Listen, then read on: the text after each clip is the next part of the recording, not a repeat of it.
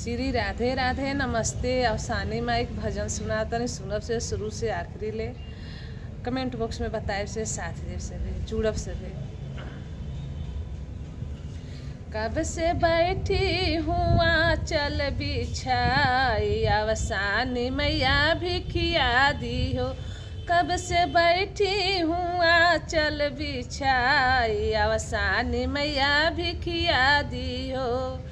भिखिया दी हो मैया बर हमें दी हो, बर हमें दी हो मैया घर हमके दी हो। गोदिया में दी हो लालनवा हमार अवसानी मैया भिखिया दी हो। कब से बैठी हुआ चल बिछाए अवसानी मैया भिखिया दी हो। कब से बैठी हुआ चल बिछाए अवसानी मैया भिखिया दी हो। सासु हमें दी हो, ससुर हमें दी हो, सास हमें दी हो, ससुर हमें दी हो।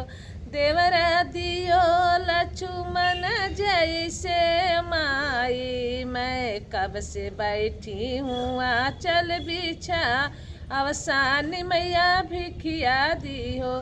कब से बैठी हूँ आंचल बिछाई अवसानी मैया भिखिया दी हो।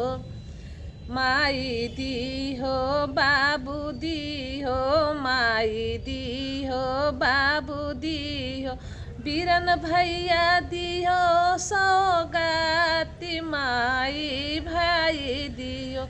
कब से बैठी हूँ आंचल बिछाई अवसानी मैया भिखिया दी हो। कब से बैठी हूँ आंचल बिछाई अवसानी मैया भिखिया दी हो।